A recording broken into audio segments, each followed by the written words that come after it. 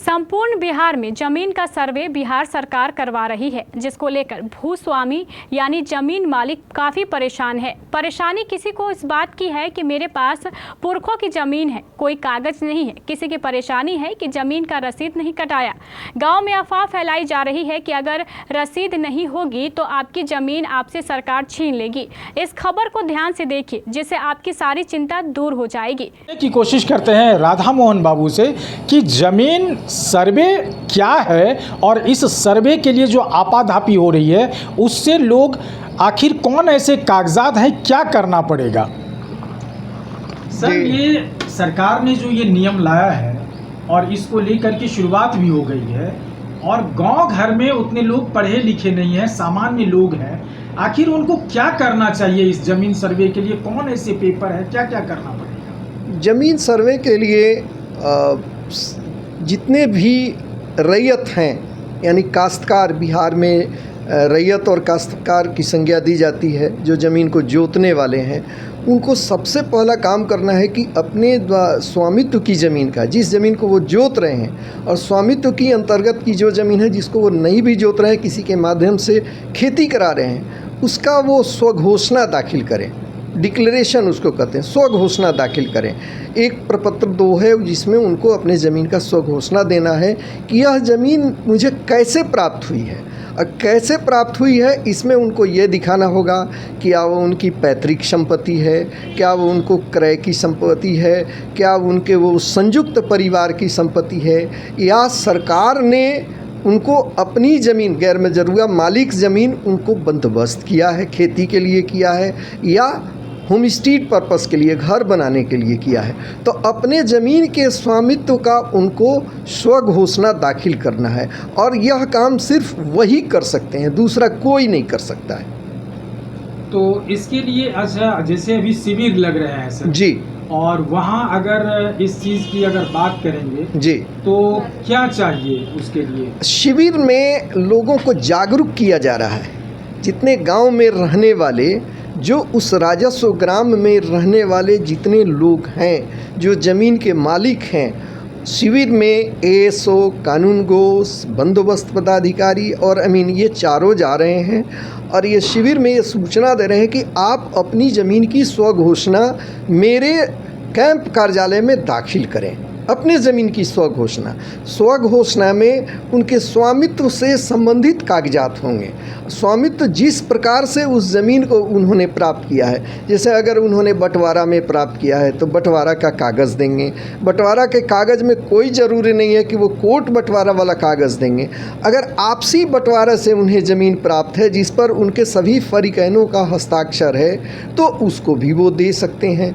अगर उनके पास उस ज़मीन का अगर कोई बंटवारा का कागज़ नहीं मिल रहा है लेकिन बंटवारा हो चुका है, जमाबंदी चल रही है, रसीद उसका कट रहा है, तो वो रसीद देंगे, मालगुजारी रसीद देंगे जिसका वो उनके द्वारा भुगतान किया जाता है। और जिसने सर बहुत दिनों से, तकरीबन 70 के दशक से कोई मालगुजारी रसीद नहीं कटा है जी, उसका क्या होगा? अगर उनके पास मालगुजारी रसीद नहीं कटी है, उनके द्वारा जो धारित की जा रही भूमि है, स्वामित्व की ज़मीन है, अगर नहीं कटी है तो भी कोई चिंता करने की बात नहीं है। अगर उनको अपने जमाबंदी का ब्यौरा मिल जाता है कि हमारे पिता के नाम से 70 में से नहीं कटी है, तो इसका मतलब है कि उनके पिता के नाम से जमाबंदी चल रही होगी या उनके फैमिली के जो कोई पुरुष होंगे, चाचा होंगे, बड़े भाई होंगे, उनके नाम से चल रही होगी। अगर उसके जमाबंदी का ब्यौरा उनको मिल जाता है कि हमारी फ़लानी जमाबंदी है, तो उस जमाबंदी में खाता नंबर लिखा हुआ है और उस खाता नंबर से हम खतियान के खाते को देख लेंगे और उस खतियान के खाता में कौन कौन खेसरा है उससे हम लोग प्राप्त कर सकते हैं और वो संबंधित व्यक्ति जो ज़मीन जोत रहा है वो उसके आधार पर विवरण प्रस्तुत कर सकता है। अभी फ़िलहाल जिस तरह की होड़ मची है सर गाँव, जी जी, नादान लोग हैं, पढ़े लिखे हैं नहीं, मैक्सिमम लोग तो सर यहाँ से बाहर रहते हैं जी, दिल्ली में, पंजाब में, कोई पलान करके मजदूरी कर रहे हैं या कोई नौकरी कर रहे हैं, जॉब जी कर रहे हैं। जी, तो वैसे लोगों को आप क्या कुछ टिप्स देंगे जो वो घबराए नहीं, वो किसी तरह का परेशान ना हो और उनकी ज़मीन कैसे सर्वे हो? जो लोग बाहर में रह रहे हैं, राज्य सरकार ने एक बहुत अच्छा काम किया है कि खतियान का, यानी खतियान हम लोग उसको कहते हैं जिसको अंग्रेजी में कहा जाता है रिकॉर्ड ऑफ राइट्स, अधिकारों का अभिलेख, उसको ऑनलाइन करा दिया है। वो अवेलेबल है राजस्व विभाग के साइट पर, अवेलेबल है संबंधित राजस्व ग्राम का नक्शा। अब 150 रुपया भुगतान करके उस गांव का नक्शा भी मिल जा रहा है। तो हमारा जो बेसिक डॉक्यूमेंट है खतियान ऑनलाइन हो गया है, जमाबंदी पंजी उस गांव की ऑनलाइन हो गई है। तो जो व्यक्ति बाहरी राज्यों में रह रहे हैं या बाहरी प्रदेशों में नौकरी कर रहे हैं, वो राजस्व विभाग का साइट खोल करके अगर देखेंगे, खतियान उनको निकालना होगा, वो अपने गांव के खतियान का ये देख सकते हैं कि हमारे दादा के नाम से खतियान था, मेरे चाचा के नाम से था, या मेरे परदादा के नाम से था। तो खतियान के आधार पर वो सुनिश्चित कर लेंगे कि किसके नाम पर ये संपत्ति थी। तब वो ब्यौरा खतियान के आधार पर तैयार कर सकते हैं। अगर उनके परिवार में बंटवारा नहीं हुआ है तो आपस में घर के लोगों से वो बात कर सकते हैं और अपनी ज़मीन को सुनिश्चित कर सकते हैं। ठीक इसी प्रकार जमाबंदी पंजी ऑनलाइन कर दी गई है। उस गांव की जमाबंदी पंजी जिस गांव के वो होंगे, और उस जमाबंदी पंजी को ऑनलाइन देख करके अगर वो दिल्ली में भी बैठे हुए हैं तो अपनी जमाबंदी पंजी को वो ऑनलाइन देख सकते हैं। जमाबंदी पंजी देख करके उस जमाबंदी नंबर को देख लेंगे, उसमें खाता नंबर देख लेंगे, उसमें ज़मीन का कहीं कहीं रकबा दिया हुआ है, लगान दिया हुआ है, कहीं कहीं छूट गया है, लेकिन उस खाता से ये पकड़ में आ जाएगा कि खतियान के कौन से खाता की ज़मीन मेरे पूर्वज के द्वारा या मेरे जमाबंदीदार के द्वारा धारित की जा रही है। तो उसके आधार पर हम जमाबंदी का विवरण ले करके और खतियान से निकलवा सकते हैं। क्योंकि अगर हमारे जोत में 1 एकड़ भूमि है तो हमें अब ये सुनिश्चित करना होगा कि वो 1 एकड़ कौन कौन से खेसरा की ज़मीन है। और गांव में सब एक दूसरे के खेसरा को जानते हैं, लगभग जानते हैं। अगर नहीं जानते हैं तो थोड़ा सा उनको परिश्रम करना होगा। जो गांव का लोकल अमीन है, जो उस गांव के ज़मीनों को नापी करता है, उससे उनको मदद लेनी होगी, अपना खेसरा सुनिश्चित करा लेना होगा। अच्छा सर, जैसे गांव वाले लोगों के लिए एक मैसेज आपसे पूछ रहा हूँ जी, कि शिविर लग रहा हो या जी। किसी CFC सब जो होता है ऑनलाइन करने वाले, वहाँ कौन ऐसे प्राइमरी सबूत लेके वो जाए, वंशावली हो या कोई ऐसे दस्तावेज हो जिससे कि उसको कुछ सहूलियत मिल सके और उनका जमाबंदी? हम लोगों को ये देखना है कि जो इस तरह के गांव में कॉमन लोग रह रहे हैं, जो ये जिनके पास ये जानकारी का स्रोत नहीं है कि मेरे पास कौन कौन से खाता खेसरा की ज़मीन है, तो उन्हें थोड़ा सा परिश्रम करना होगा। क्योंकि ये संपत्ति अगर धारित करते हैं तो ये जिम्मेवारी भी उन्हीं की है कि वो अपने ज़मीन का विवरण ढूंढें, अपने ज़मीन का विवरण ढूंढें। तो इसमें उनको स्थानीय जो अमीन होंगे, स्थानीय अमीन जो उस गांव में रहते होंगे, मैक्सिमम की जानकारी वो दे देते हैं कि उनके पास नक्शा रहता है और गांव में रहने के कारण उनको पता चल जाता है कि ये किस किस खेसरा की ज़मीन जोत रहे हैं। दूसरा, वो अपने अंचल अधिकारी से भी मदद ले सकते हैं कि हमारी जमाबंदी नंबर क्या है।